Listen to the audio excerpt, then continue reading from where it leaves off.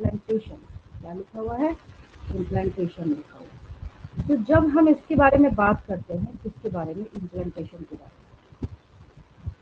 तो आपको यहाँ जो ये स्ट्रक्चर दिख रहा है, पहले मैं लिख देती हूँ, फिर मैं इसको आपको समझाती हूँ। 10th में भी मैंने समझाया था, बट उस वक्त काफ़ी कम बच्चे थे। तो हम लोग यहाँ पे बात कर रहे हैं इम्प्लांटेशन के बारे में। इम्प्लांटेशन क्या करेंगे हम लोग इसमें, समझा रही हूँ मैं आपको, घबराने की जरूरत नहीं है। मैंने यहाँ पे लिखा द फेनोमेना ऑफ अटैचमेंट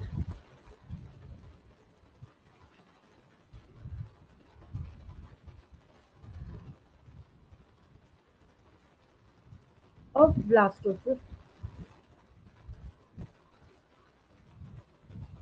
अब यहाँ पे कहाँ फंसे आप, blastocyst. The phenomena of attachment of blastocyst uterus की वॉल को हम लोग क्या कहते हैं, blastocyst to the uterine wall.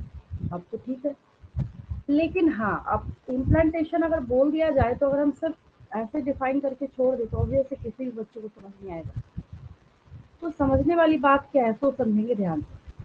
पहले इस पेज का स्क्रीनशॉट लेंगे, बहुत उम्दा डायग्राम है, जितनी तारीफ करी जाए कम है। रीजन क्या है, ये एक ऐसा इमेज आपके सामने अवेलेबल है जिसमें कि यूट्रस की वॉल से अटैच हुए ये इनर सेल मास भी बहुत बढ़िया और क्रिस्टल क्लियर नजर आ रहा है, बहुत उम्दा इमेज है।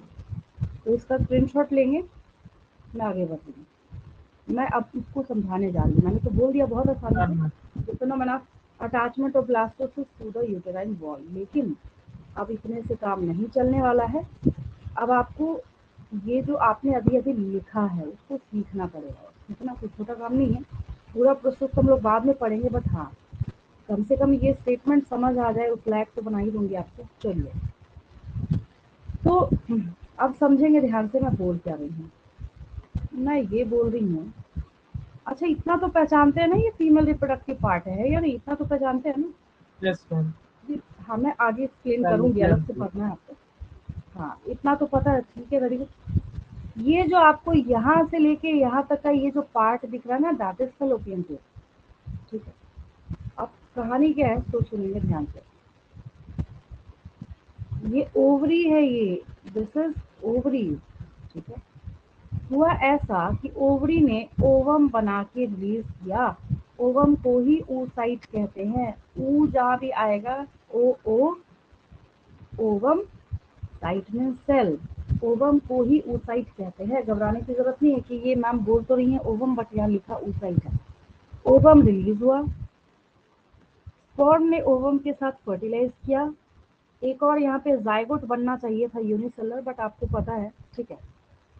तो क्या हुआ, जाइगोट बना। जाइगोट ने क्या किया, या इसने यहाँ पे फर्टिलाइज करके ये जाइगोट मार्क किया जा रहा है। फर्स्ट क्लीवेज, मतलब पहला जो यहाँ पे डिवीजन हुआ, 2 sailed stage, 4 sailed stage, 8 sailed stage, 8 to 16 sailed stage, 16 to 32 sailed stage. इतना तो सबको पता है, 11th में माइटोसिस मैंने सबको पढ़ा रखा है।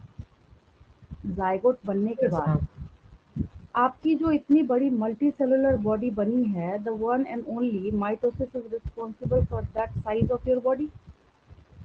तो ये जो माइटोसिस हुआ, और ये जो मैं आपको ये बोल रही हूँ कि ये ब्लास्टोसिस्ट, क्या बोला मैंने, ब्लास्टोसिस्ट। अब ब्लास्टोसिस्ट की क्या खासियत है कि इसके पास दो तरह के सेल होंगे। ब्लास्टोसिस्ट के पास 2 टाइप्स ऑफ सेल्स अवेलेबल होंगे। अब यहाँ जो अटैच्ड है ये आपको और अच्छे से कब समझ आएगा, जब आप एक और इमेज को समझेंगे तब आपको समझ आएगा, जब हम ब्लास्टोसिस्ट के बारे में बात करें। ठीक है, तो ब्लास्टोसिस्ट में लेबल्स तो मैं याद करा रही हूँ आपको, उसके लिए घबराने की जरूरत नहीं है, सिर्फ इमेज के ऊपर ध्यान देना। Point number 1, blastocyst contains 2 types of cells. Outer cells are known as trophoblast cells, while the inner cell is termed as inner cell mass या इंटरनल सेल मास, या इसको शॉर्ट में ICM भी बोला जाता है। यही आपको याद रखना है। अब ऑब्वियस है, अपना कॉमन सेंस लगाएंगे। अब ये इमेज है, ठीक है, मैंने पहले ही बोला था इतना अच्छा तो कहीं नहीं दिखेगा आपको, वो भी तो डायग्राम है, यहाँ पे बहुत बढ़िया नजर आ रहा है, ठीक है। अपना एक कॉमन सेंस लगाएंगे। जब यहाँ पे इनर सेल मास अवेलेबल है तो, और बाहर के साइड में ये जो कवरिंग है वो ट्रोफोब्लास्ट सेल्स की है, तो इसके बीच में जो स्पेस होगा, यस और नो, स्पेस होगा या नहीं होगा? होगा ना। तो सील मतलब या सिलोम मतलब कैविटी सिखा रखा है मैंने। जब से आप बायो पढ़ रहे हैं कई बार मैंने आपको ये टर्म रिपीट करा है, और मैंने आपको ये बात सिखाई है, सिलोम मीन्स कैविटी। तो एग्जैक्टली उसी तरीके से जो यहाँ पे ये स्पेस बचा ना, इसको ब्लास्टोसील लिखा हुआ है, रटने की जरूरत नहीं है, आपको खुद का कॉमन सेंस लगाना है। आप यहाँ पे समझ जाएंगे what is the meaning of blastocoel. तो ब्लास्टोसिस्ट के कैविटी को ब्लास्टोसील कहते हैं, ठीक है। और यहाँ पे एक आउटर लेयर है, दैट इज पेलुसिड जोन, जो आगे जाके आप सीखेंगे। अभी आपको इतने ज़्यादा डेप्थ में नहीं जाना, अभी आपको दो बातें सीखनी है। अगर आपको समझ आया, नहीं आया तो वापस मेरे से पूछेंगे। आपको दो बातें सिखाने के लिए मैंने आपको ये डायग्राम शो करा है।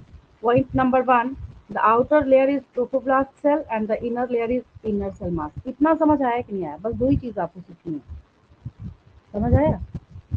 Yes ma'am. और एक और चीज़ आपको क्या सीखना है, अभी अभी जो मैंने आपको ये इम्प्लांटेशन का इमेज शो करा है, तो मैंने जो ये बताया आपको, ये डायग्राम जो आपके सामने अवेलेबल है, it contains 16 to 32 sales.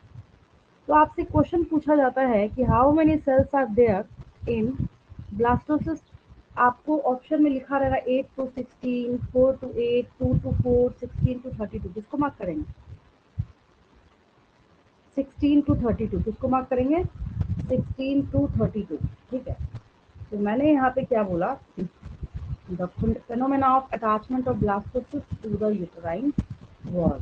Wall रह गया यहाँ पे, मार्क कर देती हूँ। अगर मैं यूट्रस लिख देती तब तो ठीक था, लेकिन यूटेराइन लिखा है तो यहाँ पे वॉल लिखना जरूरी है। यूटेराइन वॉल, अब ठीक हो गया। और यूट्रस भी लिख सकते, क्या दिक्कत? अगर आपको एक ही लिखना है तो यूट्रस से अटैच हो रहा है, अब उसके वॉल से अटैच हो, बट अटैच तो हो रहा है, तो the uterine wall of uterus is known as implantation.